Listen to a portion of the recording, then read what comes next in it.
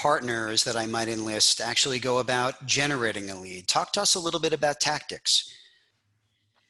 Yeah, so I kind of wanted to answer this question just by going through, the quality of leads, and this is something we referenced before. There definitely is high quality versus low quality, and then even worst case scenario, what we define as content syndication leads. This comes from a lot of people's list structure and opt-in structure of their lists. So high quality are contextually relevant environments from buyers who have downloaded your content and have opted in to receive the follow-up. So it's usually your publishers that have websites that are targeting those users themselves and are reading that information alongside of your content. So not just libraries that people are marketing to, but relevant publisher content that goes hand in hand with the offerings you're giving. And that opt-in, especially for those of us in the European market space, is very, very important as part of that publisher engagement. There are also low quality leads, and they may have engaged with the opt-in, but they've definitely been sourced from contact lists that have been scraping the web. As a result, they may not have consented to receive your outreach.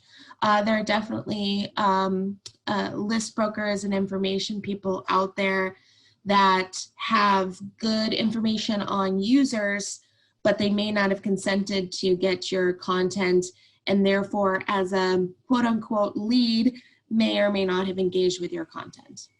And this is, a very popular thing right now, is using web information sets to get information on users for sales calling follow-up. But again, that opt-in is very, very important, especially for those who are following GDPR tactics. And additionally, some additional tactics in other regions and countries that are very important to engage with, such as Australia, Japan, or some of the key countries that have additional laws that you make sure you have to engage with. Worst case scenario, depending on the vendor you're working with, like we said, they could be in violation of consent-based regulations. And so, just want to make sure you ask that question. So there's a variety of different ways of engagement for leads. Bad leads overall are wasted leads. So you just want to make sure that the publisher you're working with is giving you quality, and that maybe not necessarily a call list to work through. Serious Decisions estimates that every bad record costs you as much as $100 per engagement. Because think about it, you actually have to hire the person to go through the data, make sure the data is good, call into them. HubSpot says you need to call into them 13 plus times in order for them to engage with you. That's a lot of telemarketing that you're probably paying an outsourcer for. If you're going to actually get prospects and data and information, you want to make sure that it's good data, and data changes constantly all the time, right? So good publishers are making sure that they're keeping on top of that.